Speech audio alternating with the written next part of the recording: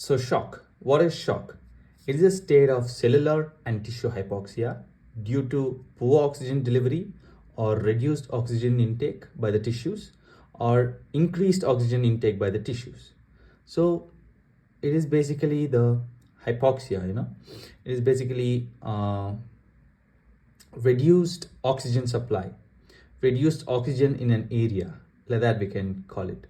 So due to these three causes, there are various types of shock, and those are hypovolemic shock.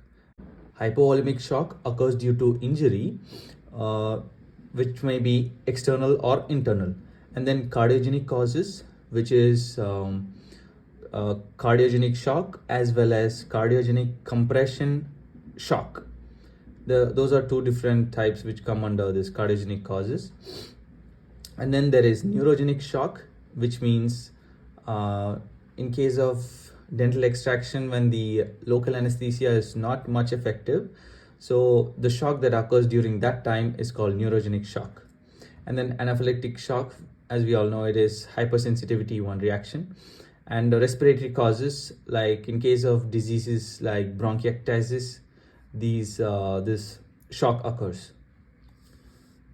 Now, coming to the pathogenesis, when there is shock, it leads to decreased cardiac output, that leads to vasoconstriction because the vital organs need the blood flow, and then this increases the dynamic circulation, the whole circulation, and then the peripheral veins will contain blood, right? So those blood cells will be diverted to the vital organs, and there is reduced renal blood flow. Obviously, when there is a decreased cardiac output, the blood flow to the vital organs is less, so there will obviously be reduced renal blood flow.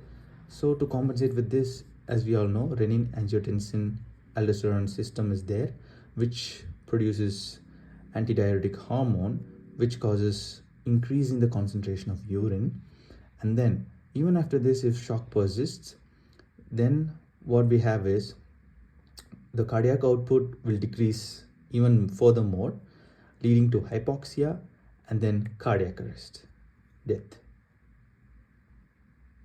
So that is all about shock.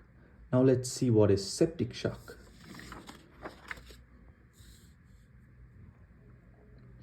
All right, septic shock. It is also called endotoxic shock, and it is due to gram-negative bacteria like E. coli, Klebsiella, Pseudomonas, Proteus. And then where it is seen in strangulated intestine, in peritonitis, in GIT fistulas. So this is a type of shock, septic shock, where we've seen here.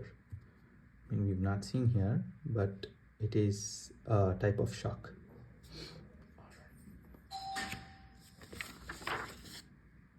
Stages of shock. There is hyperdynamic shock, which is usually warm.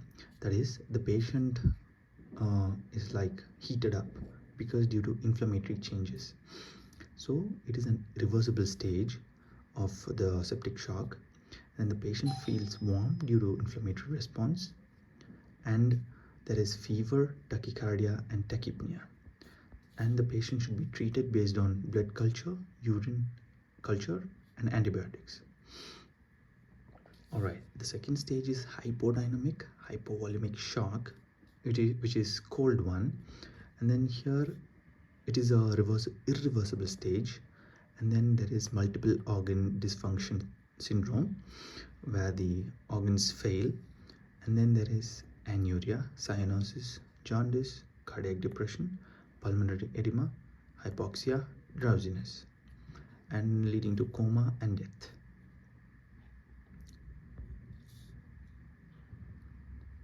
So if we see the clinical features of shock, there is tachycardia, sweating, cold peripheries. Usually they'll have cold and clammy skin.